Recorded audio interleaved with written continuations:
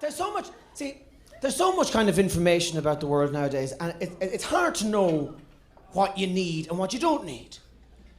24 hours of the day, 7 days a week, this relentless stream of shit is headed for your fucking head, right? And every time a piece of useless information goes in, it pushes older, wiser information further down into the muck, makes it harder to understand in dreams. Now, there's no escaping this fucking, it's relentless. Sandra Bullock's husband is thinking of moving to Texas in order to be closer to their children.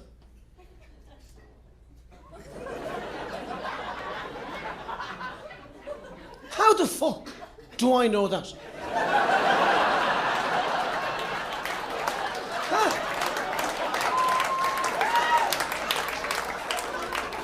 He hasn't even decided yet. He's only thinking about it. I didn't go looking for that information, but it went into my head. Spent the whole day relaxing between my two ears. I meet somebody for a drink later on that night. The only fucking thing I can think of saying to him,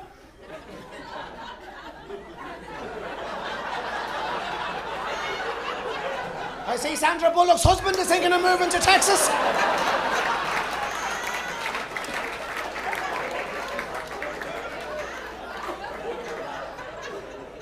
Even, you know, right, that's kind of trivial, you know, but even serious shit, you know, there's a war on in Pakistan, right?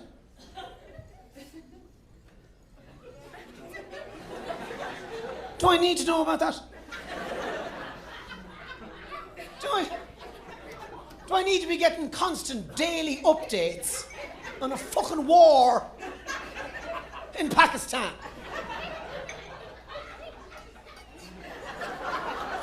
What the fuck am I supposed to do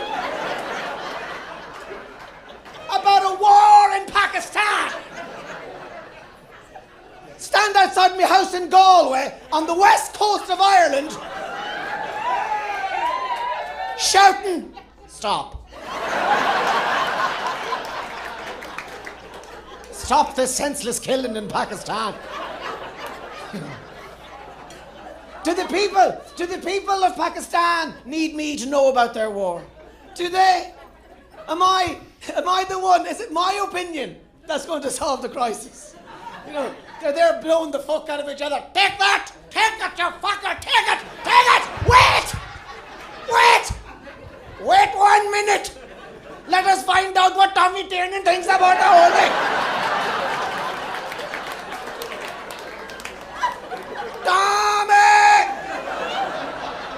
Tommy, you've read all the newspaper reports. What do you think?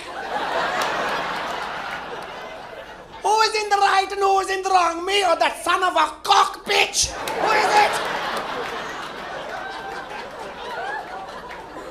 What do you mean you've no idea? What do you mean?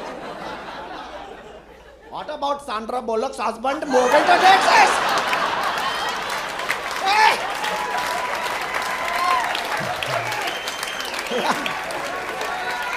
He has a proven track record of infidelity. It's not going to work out just because they're in Texas. Do you remember, lads? Do you remember the first time? The first time you ever put your hand down a girl's pants? Yeah! It's incredible, isn't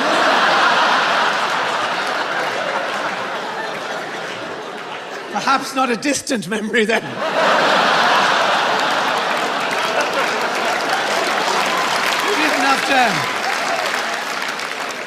He didn't have to think too far back to remember that, did he?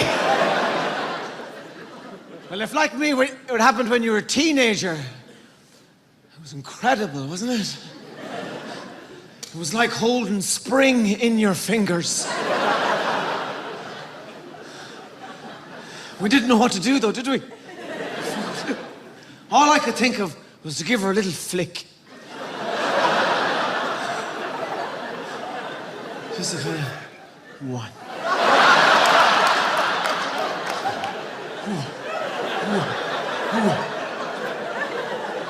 Somebody in school must have told me that's what you do. Yeah. Faster, faster, Tommy. Yeah. You're gone before she even knows you've been there at all. Hoo-hi, hoo-hi, hoo-hi, hoo-hi. And you stood there, girls, didn't you? You fucking took it. Even though your hearts must have been breaking with the agricultural reality of it. You just stood there going, that's great, Tommy. That's fantastic, yeah. I've lost all sensation from me hips to me knees.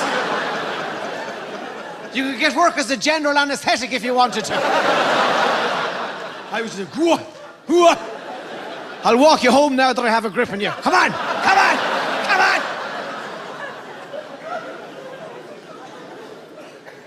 It's worse for girls, though.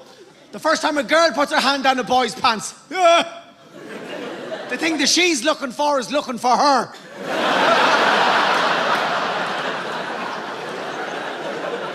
It's waiting for her. Like a grumpy uncle at a bus station. Sticking his head above the rim of your underpants. She's supposed to be here ages ago.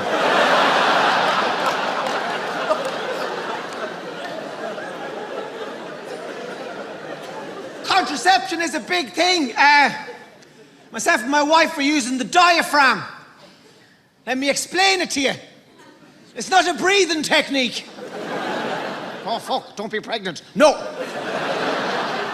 The diaphragm is like a small rubber Pringle. The lady puts it inside herself. It goes over her cervix. It can only stay in for 12 hours. After that, it starts to squeak. You'll often hear a lady walking down the road the next day. A load of little baby ducks following her. If there are any women here thinking about using the diaphragm, a word of advice. You should never, under any circumstances, let your bloke see you putting it in. There are parts of the farm Daddy doesn't need to know about. Keep some shit to yourselves. It's hideous. One leg is thrown over like that. This hand is rooching round in here. You wouldn't get a vet at it. She's scrabbling it straight. It's like seeing somebody rape a Muppet. I have 5 children. Yeah, thank you. 5 children, yeah. You know. The only other people who have 5 children are movie superstars, aren't they? People like Brad Pitt and Angelina Jolie. How many kids do they have? All from different parts of the world. And I know none about Brad Pitt. But I wouldn't say it's his idea. He's just going with the flow, like, isn't he? Sure, she slips like a duvet, he's duetting for her.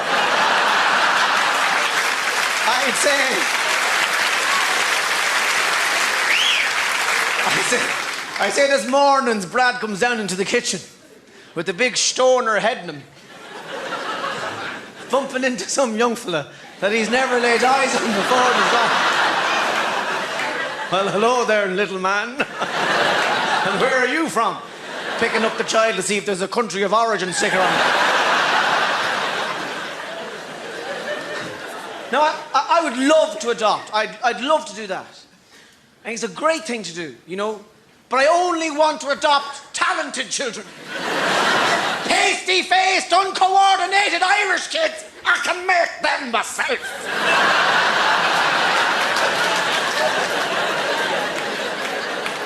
There was a talent show on in my kid's school recently, and an 8-year-old girl did a tumble onto a mattress. At a talent show, that's all she did. And it was touch and go if she was going to make it there for a while or not. She came down with that whack, and she stood up as if she'd won an Olympic medal, and we had to clap, and I was there. What is this shit? Then these two Chinese kids got up that had been adopted. They were playing the violin as if their lives depended on it. Because they did. They were incredible. One young fella was only looking at the violin and it was singing at him. They're the kind of kids I want. I want to go to orphanages and hold auditions for a new show called Who Wants to Be a Tiernan?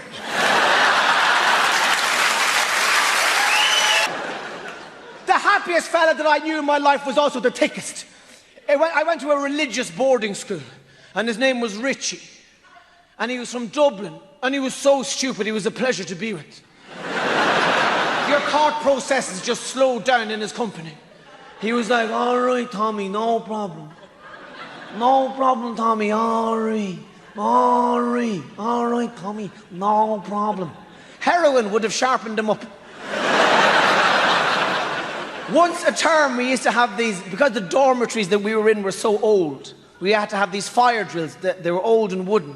So once a term, about 3 o'clock in the morning, the fire alarm would go off, and the priests would chase us out of the building in our underpants. Jesus.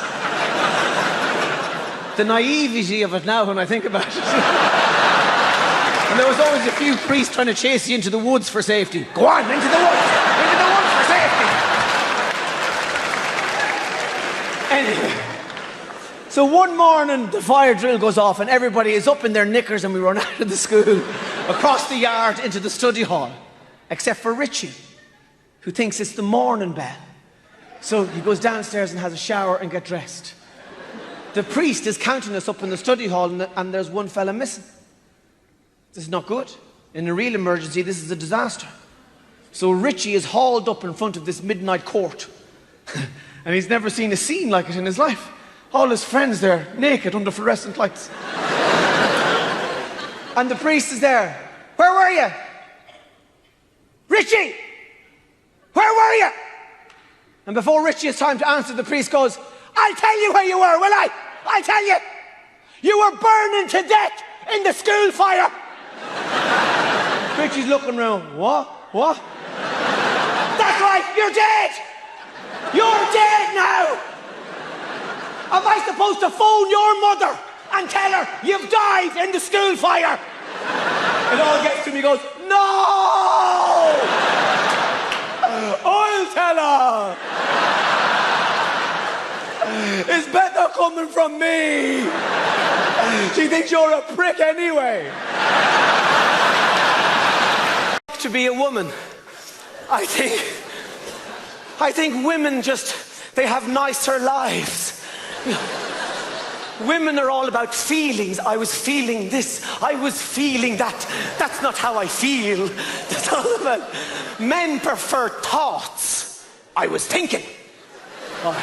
As you're more likely to be saying, sorry, I wasn't thinking. Women are able to look after each other in ways that men can't. If a girl is crying and she's surrounded by other girls, is it a problem? Not really.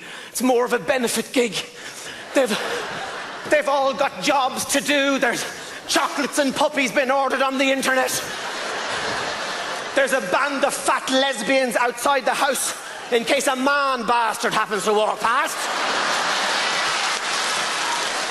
Everybody's busy. Somebody's brushing her hair and somebody is showing her a photograph of when she was fantastic. A girl is crying and she's just with her bloke. Good luck to you. You're weeping away. And all you want is a hug. All you want is for the man to put his arm around you and say, it's okay, sweetie. You've blown this out of all proportion. We'll find you a pair of shoes. Don't you worry. But men don't want to do that. It feels all weak and womanly. Clint Eastwood wouldn't have done that. He'd have shot you.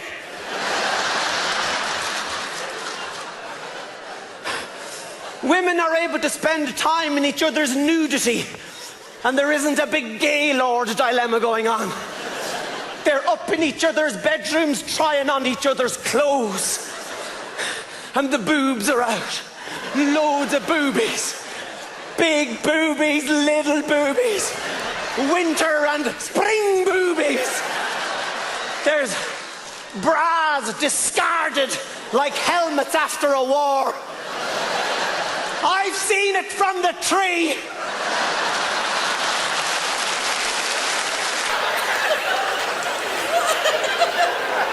I've been to Mass everywhere. I've been to Mass in Australia.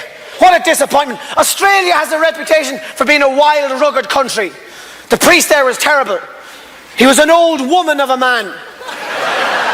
Hair brushed over to one side. Nothing out of place, not an eyeball.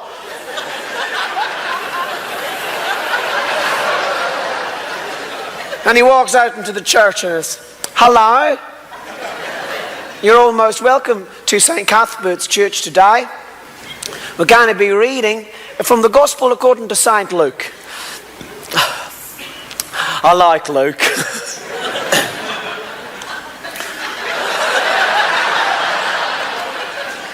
Jesus went for a walk and he came to a tree, and up in the tree he saw Zebedee, and he said to Zebedee, "Zebedee, come down from the tree." And Zebedee replied, "Jesus Christ, I'm not coming down from the tree."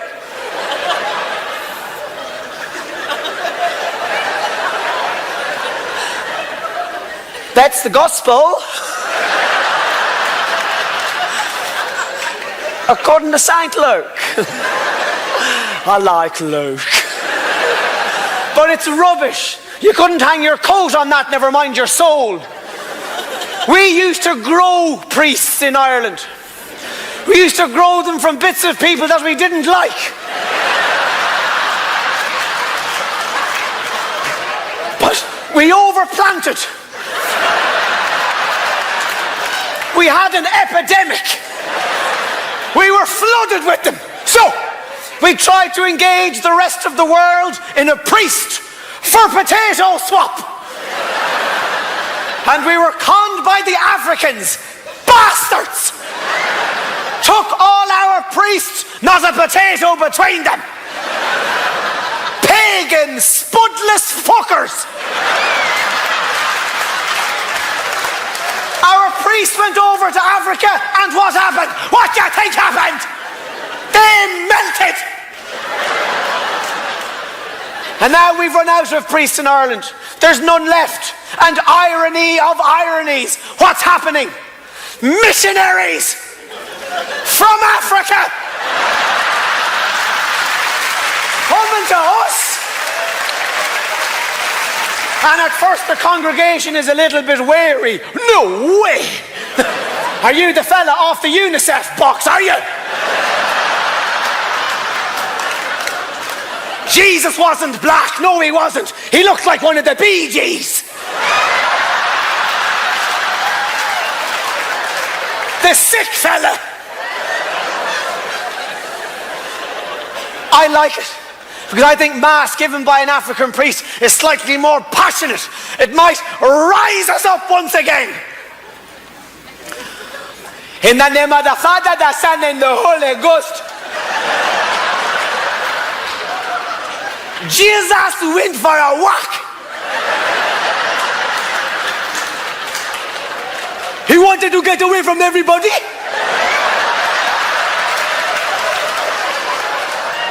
He does not have to explain himself. He is Jesus.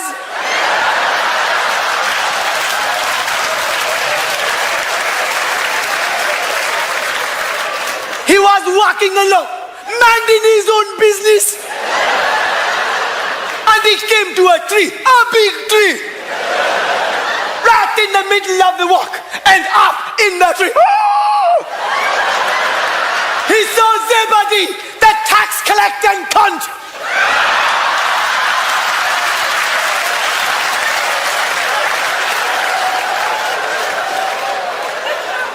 he said to Zebedee, Zebedee, don't be wasting my time. Come down from the tree.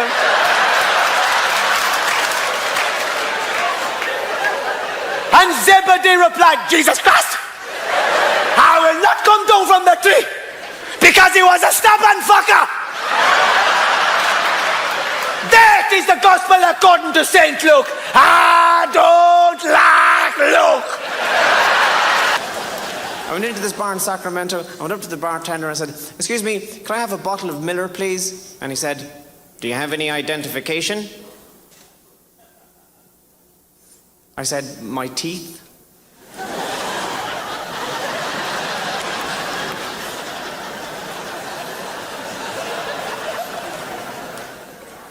I'm sorry, sir, we're going to need a driver's license or a passport. And I says, why? Are we going somewhere? I don't know what particular religion you're afflicted with up here in Montreal, ladies and gentlemen. My views on religion are quite specific. Whatever religion you believe in, ladies and gentlemen, I will respect it, but I won't take it seriously. It's like whatever God you believe in, maybe he exists. You know, maybe the three main deities all live together in a flat in heaven. God, Muhammad, and Buddha. Imagine God as a kind of a Jewish lawyer who turned Catholic around the same time Bob Dylan went electric. Muhammad is a really grumpy guy who nobody trusts because he makes all his women dress up like assassins.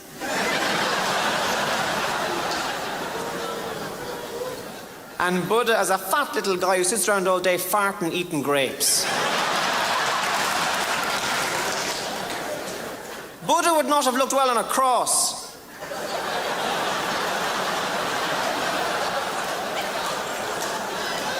Not unless it was a reinforced cross with a little seat for him. I flew over here, ladies and gentlemen, because I thought it'd take too long to walk. The longest flight I ever took was I once flew to Australia. You know, and I flew with British Airways. And British Airways have a policy on their long-haul flights. The flight takes 24 hours. Okay? British Airways have a policy on their long-haul flights of complimentary alcohol on a 24-hour flight. I want to translate that for you now. That's free drink for an entire day. I want you to imagine you come in here. Imagine what that's like. You come in here, they bolt the door behind you. They then strap you into a seat and say, for the next 24 hours, the drink is going to be free.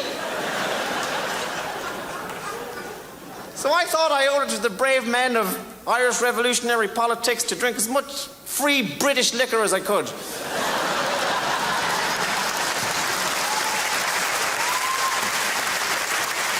In the seat, the plane takes off and we level off at a cruising altitude, which means something else in San Francisco. I'm sitting there in my seat and I go, ding, ding. And the air hostess comes down and I say, hello. Before we start, I just want to establish the rules. The drink is free and you can't throw me out.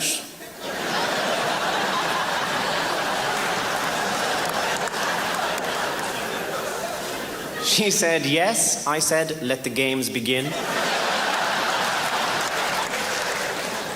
I'll have a double vodka and orange juice, please, and one for my invisible friend.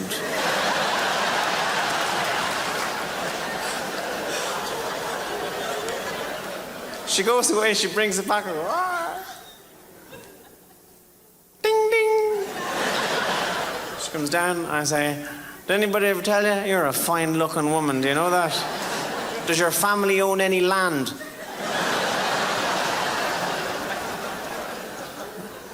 I'll have another double vodka and orange juice, please, and one for my invisible friend.